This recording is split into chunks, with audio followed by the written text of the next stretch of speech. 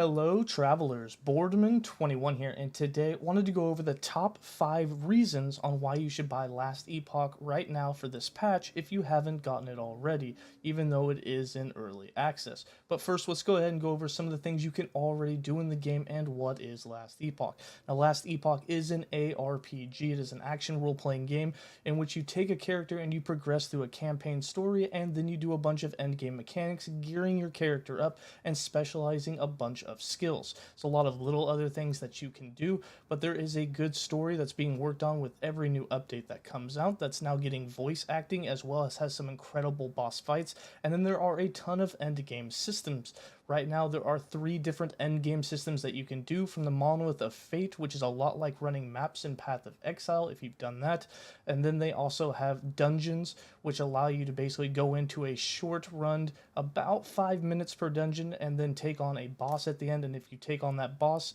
you will then have the opportunity for some excellent rewards. There's only 1 dungeon implemented right now, but 2 more are coming this Friday when the game releases, so there will be 3 as of March 18th. And then the other endgame system, it is an endless wave arena, which this Friday in the next patch will be a second version of that, in which it isn't limitless waves. Instead, you'll do a set amount, but then take on a champion of the arena, and there will be 3 different bosses to be able to partake once the patch drops this Friday. Now, even though the game is early access and some things aren't completely optimized, there's some bugs in the game. There's even bugs in some finished games that are out there. And then on top of that, there's also a lot of features that are promised by 1.0 that are not out yet. There is still tons to do, hundreds if not thousands of hours that you can put into the game. I myself have put in over 16,000 Steam hours into the game itself, and I'm still going. Now, while I've done the campaign over and over again, there is a lot of reasons why I did that, such as creating new characters to try different skills, but all those things can be done on the same character, as you can respec everything in the game except for the mastery that you've chosen. So if you have one of every mastery, which currently 12 out of 15 of them are in the game, so once you have 12 characters in the end game, you can play with any skill and redo and respec into just about anything in the game. But enough of that, let's go ahead and dive into my top 5 reasons why you should get this game right now and why it is worth its box price. Again, right now, in order to play the game, you do have to purchase a retail box price of $35 US if you're in the US. It's regional pricing, so depending on where you live, that will change a bit, and sometimes it does go on sale, although I don't know when any of those are upcoming.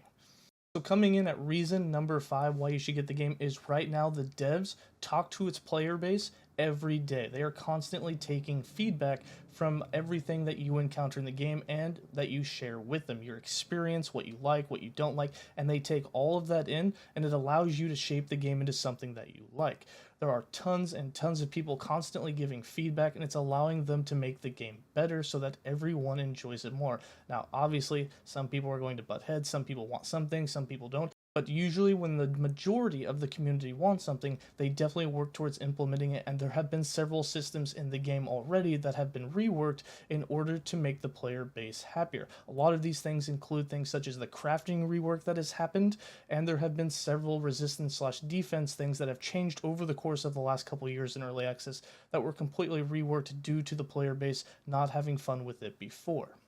Coming in at reason number 4 why I believe you should get the game is because it's very easy to get into, and of course getting into it in early access will help you build a base on the game as more and more things are added to it. Now, a lot of people argue that back in the beginning, Path of Exile was a very simple game to get into, but if you've recently tried it and never played it before, it almost seems like you need a doctor's degree to understand the game, because there are a ton of mechanics at play. In Last Epoch, there's nowhere near that amount of content because it is in early access, and a lot of things in the game are very straightforward, and if you've played an ARPG before, then just your intuition alone will help you through, and you will not need to access third-party websites in order to find a guide to actually figure the game out. Crafting, the boss mechanics, a lot of the ailment mechanics, the defenses, it's all very, very straightforward. And while some of the terminology inside the game may be hard to understand, or you might not get it the first time you read through, just by pushing the letter G and opening up the game guide, it will allow you to see everything about the game in there without having to go to a third-party website. The game guide literally will tell you in definition just about anything that there is in the game, from ailment chance to ailment types to what they do, to what their maxes are, how to obtain them, and then of course everything else in the game, how to craft, everything you could possibly want is in there.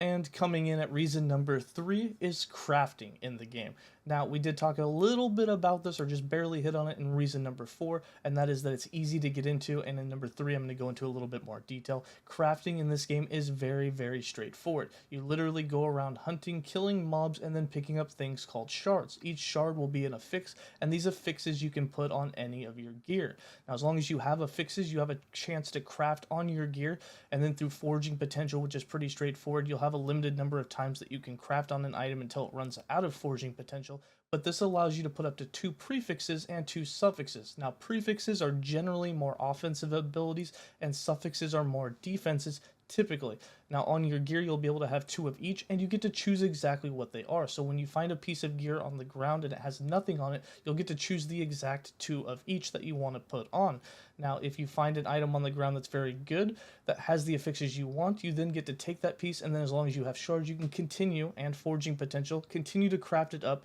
and we have things called tiers. You start off with tier 1 being a minimum roll of a small percentage of that affix you want, and then tier 2 is more, and it works its all the way up to tier 5 through crafting, and then later in the game you can get tier 6 and tier 7, and tier 7 is usually about double the potency of a tier 5 affix. Basically what this means is if you wanted to increase your health and you put that on a piece of gear, that tier 1 would be say 5%, tier 2 would be like 7%, all the way up to tier 5, which could be say 15%, and tier 7 would max out at about 30%. Now each one of those tiers have their own individual rules, so you're not always going to have the same number, so you can actually roll better with the same tier on some gear and roll worse on others, so there is some RNG in it, but it is really straightforward.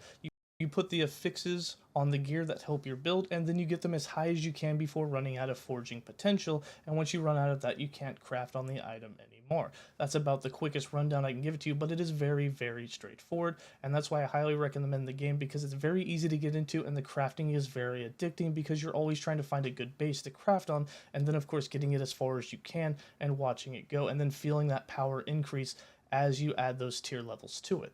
Coming in at reason number 2 why you should get Last Epoch is because of the skill trees and the skills themselves. Now, each skill tree in Last Epoch, and there's over 115 of them, with plenty more to come,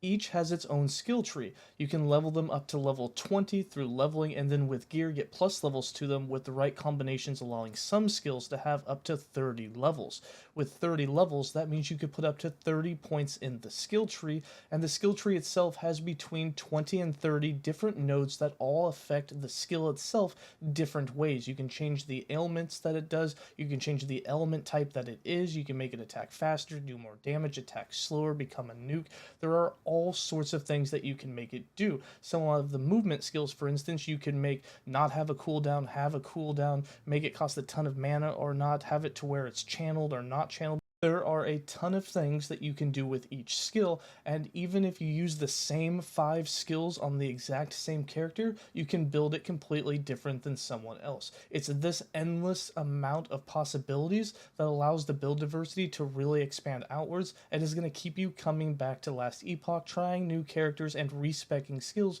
to try them in different ways. This is one of the biggest reasons why I have played Last Epoch so much, and the number 1 reason why I believe that you should get Last Epoch, especially even in early access, is because it is a non-pay-to-win game. Now, recently, Last Epoch did make a deal with Tencent, and they purchased less than 25% equity into the company, and a lot of people think that's going to influence the direction that Last Epoch goes, although it's been said several times now that they will have zero control over it because they did not sign away any of their creative design in that sale or investment to Tencent, but some people think that some pay-to-win will come. However, it's been made abundantly clear pay-to-win will not come in this game, and even things like stash tabs inside the game you can purchase with in-game gold that you earn through killing mobs. The only way to actually make real money into their business model is by the retail price of the game itself, which again is $35 US, and the second way is through the sale of cosmetics, which will come later. Now, a lot of people argue that more than just that will come eventually at some point if they're needing more money, but at the moment there are no plans for that, and they're doing quite well that I do not see any pay to win aspects coming to the game, as it's the #1 thing that all of the devs have wanted to stay away from. And that is the biggest factor in why I enjoy the game and why I want to see it have a huge success, is that it is a very competitive game where people with money have no advantage over the people that don't. And those are my top 5 reasons on why I believe that you should get Last Epoch. And if you haven't got it yet, again, you definitely should. And again, the patch is coming out this Friday for even more content, so it's a great time to jump in.